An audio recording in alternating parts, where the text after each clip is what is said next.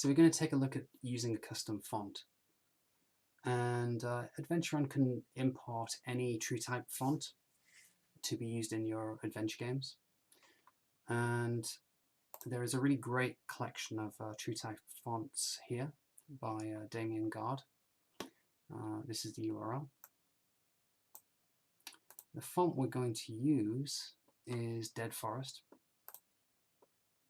And here are some examples of how to use Dead Forest, just so happens to be a few adventure games here. And I've already downloaded that font. It's just a zip file. You just unzip the zip file and have it on your file system. In Adventuron, this is Adventuron Classroom, and this tutorial over here, but we don't need it, so we just kind of push it off to the side. So all we need to do is click the menu option here, select Import, and this is the folder containing Dead Forest. We select the TTF file, just double click it. What that will do is it will create an asset section here, which is a kind of computerized version of the font, and it will reference that font from a theme. So if we save that now, you're standing by the ruins of an ancient temple, you see a pebble, and this is the font. We can add an image as well using the same import mechanism. So if we go to downloads and we select jungle, and now we can select that jungle image. And the font isn't quite the same resolution as the image. The image is 256 characters across. So we can change that. We can set up, we can set up a virtual screen here, and we can say the number of columns that we want is 32.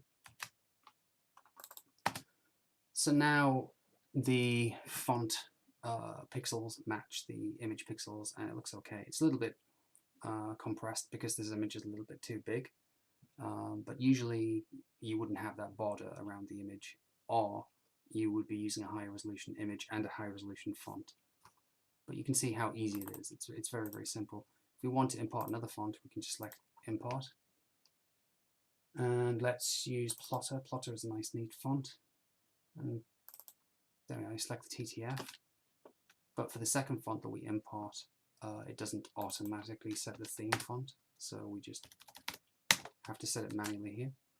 Now, that's Control and Space that I used there. It's Control Space and just type the first few letters, plot, and then it will give the option. And that's what this font looks like. It's very clean, very nice font, and it just allows adventure games to have their own personality on, depending on what you like. You can set the system font if you like here, just type in font monospace. But obviously that looks a bit jarring because you have the pixelized image and you have the original resolution font. So if you just type font, it goes back to the default for the theme. We can also colorize. So let's say we want the item header. You see, where are we?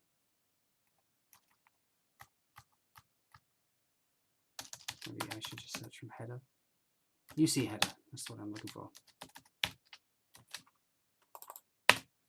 And we get a splash of colour in there. And maybe we want the UC item to be red. And there we are.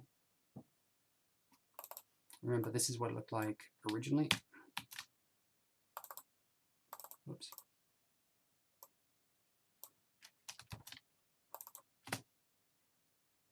Not very interesting. Now it looks like this.